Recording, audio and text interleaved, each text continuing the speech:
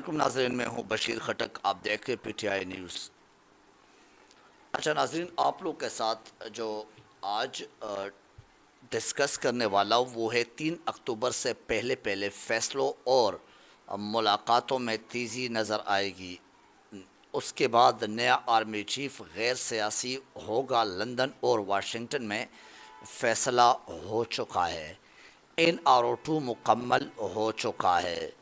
اس کے بعد army chief general Bajwa کا امریکہ دورہ اور اس کی ٹائمنگ، پھر اس کے بعد الیکشن کی تاریخ اور نواز شریف کی واپسی، اور ایٹ دی اینڈ جو چیف آف آرمی سٹاف کی تقرری ہے اس پر سب کی نظریں۔ بہرحال نظریں بھی ہے، تحفظات بھی ہے۔ اب دیکھتے کہ کیا اس پہ مطلب مینز ایٹ دی اینڈ کیا ہو رہا ہے۔ اینی سب سے پہلے میں شروعات کرتا ہوں کہ جو چیف آف آرمی سٹاف ہے اس کی تقرری پر سب کی نظریں اور تحفظات برقرار ہے۔ خواجہ آصف کی کل ایک بیان کے مطابق جو آیا ہے اس کے وہ کہتے کہ پچھلے 4 آرمی چیف نواز شریف نے مقرر کیے اور اب 5واں ان کے بھائی مقرر کرنے جا رہے ہیں۔ مطلب مینس کہ یہ بھی شہباز شریف کے کہنے پہ، اللہ کرے کہ شہباز شریف میں اتنی ہمت ہو، اتنی اہلیت ہو اور اتنی اس کے جو دماغی کیپیسٹی ہے وہ ہو کہ وہ اس قسم کی تقرری اتنے بڑے عہدے کی تقرری خود اپنے عقل اپن سمجھ بوجھ سے کر لے۔ بہرحال خواجہ آصف کے اس بیان پر جواب دینا چاہوں گا کہ پچھلے 4 چیف تعیناتی جو ہوئی ہے اور تعیناتی جو کر چکے نواز شریف، وہ تجربہ بھی ناکام ثابت ہوا ہے آج تک، اور انہی کے لیے یہ 5واں شوق بھی پورا کر لے کہ کیا ان کے لیے یہ تجربہ کوئی مفید ثابت ہوتا ہے یا یہ بھی ناکام ثابت ہوگا۔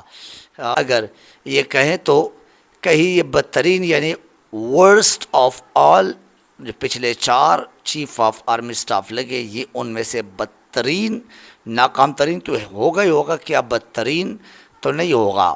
یعنی کہیں ایسا نہ ہو کہ یہ اس طرف چلا جائے اور یہ ان سب کا بدترین فیصلہ ثابت ہو جائے۔ بہرحال یقیناً ایسا ہی ہوگا، کیونکہ ہم جو دیکھ رہے اور جو حالات چل رہے اور شہباز شریف کی جو پرفارمنس ہے تو لگتا نہیں ہے کہ یہ اس طرح کا فیصلہ کر سکتے۔ ایسے chief of army staff merit پہ لگا کے دے گا جیسے عمران خان کہتے کہ اس سے ملک کی بھلائی یا کسی ادارے کی بھلائی ہو سکتی ہے۔ اینی وے NRO2 مکمل ہونے میں کیا باقی ہے، اب آپ کے ساتھ یہ بھی شیئر کرتے، کب یہ تکمیل تک جو ہے نا پہنچایا جائے گا اور پہنچنے والا ہے۔ اسحاق ڈار کی واپسی، پھر اس کو سینیٹر بنانا اور بننا اور وزیر خزانہ تک رسائی اس کی، پھر یعنی مینز اتنے بڑے پوسٹ پر، اتنے بڑی اہم پوسٹ پہ اس کو لگانا، ایون کے بگوڑا ہو کے، ایون کے اشتہاری ہو کے، پھر اس کے باوجود بھی اگر ہمارے سینٹ اور قومی اسمبلیوں میں ایسے ہی لوگوں کو لگایا جاتا ہے تو پھر میں کیا مقصد اس سے لے لوں اور عوام کو میں کیا اس پہ بولوں۔ اینی وے NRO2 کے سارے فیزز ہیں۔ یہ فیز 1 تھا کہ رجیم چینج کرنا، پھر اس کے بعد فیز 1 کا آدھا حصہ یہ تھا کہ یہ جو ان کے کیسز ہے یہ ختم کرنا اور کرانا، پھر اس کے بعد جیسے کہ آپ نے کل دیکھا، پھر اس کے بعد اسی فیز 1 میں اسحاق ڈار کا بھی واپسی اور اس کو بھی یعنی اتنے دھوم دھام سے اپنے کابینہ میں شامل کرنا، ویسے بھی کیسز زدہ کابینہ، لیکن اس کے باوجود بھی ایک اور جو اسحاق ڈار کی کمی تھی وہ بھی لانا اور اس کو بھی وزیر خزانہ بنانا۔ مریم نواز اور صفدر کی باعزت بری ہونا، باعزت تو میں نہیں کہتا ہوں لیکن ایک فیصلے کی بات ہے کہ باعزت بری ہو چکی اور باعزت بری ہو گئے، تو اس حوالے سے ان الفاظ کو دہرا رہا ہوں۔ اس کا باعزت بری ہونا، اب مریم کا لندن جانا اور نواز شریف کا یہاں پر لیگل ٹیم کا عدالتوں سے رجوع کرنا، یہ بہت جلد آپ کو منظر عام پہ آ جائے گا، بہت جلد سنیں گے، دنوں میں نہیں تو ہفتے یا 2 ہفتوں میں یہ کام شروع ہو جائے گا۔ یہ پراپر طریقے سے پلانڈ ہے، یہ ایک منصوبہ اور سازش اسی کو کہتے ہیں۔ اینی وے پھر اس کے بعد آخر کار یعنی ایز اے رزلٹ اگر آپ دیکھیں گے تو نواز شریف کی پاکستان کے سرزمین پر یعنی جس سے کہہ سکتے کہ پاک سرزمین شادباد، تو یہ پاک سرزمین پر واپسی کا قدم رکھنا وہ بھی چند دنوں یا بہت ہی سست روی کا شکار اگر ہو جائے عدالتوں کی طرف سے تو چند ہفتوں کا یہ کھیل ہے۔ پھر الیکشن کے لیے ماحول بنانا، یہ سارے میں آپ کو NRO2 کے جتنے بھی پروسیجر ہے، جتنے بھی پلان منصوبہ ہے، یہ مصدقہ ذرائع سے جو ہمیں معلومات ملی ہے میں اسی کی آپ سے ذکر کر رہا ہوں بہو۔ تو وہ ماحول بنانا اور الیکشن کمیشن کی تیاری مکمل ہو جانا، سمجھ گئے ہوں گے۔ یعنی الیکشن کمیشن جو ہے کہتے کہ میں تیار نہیں ہوئی، ہماری تیاری نہیں ہے، ابھی الیکشن کمیشن اس کے بعد تیار ہو جائیں گے۔ جیسے اسحاق ڈار کہتے ہیں میں بیمار ہوں، میں نہیں آ سکتا، میں نہیں چل سکتا، اور ابھی آپ نے دیکھ لیا کہ وہ چلنے لگ گیا۔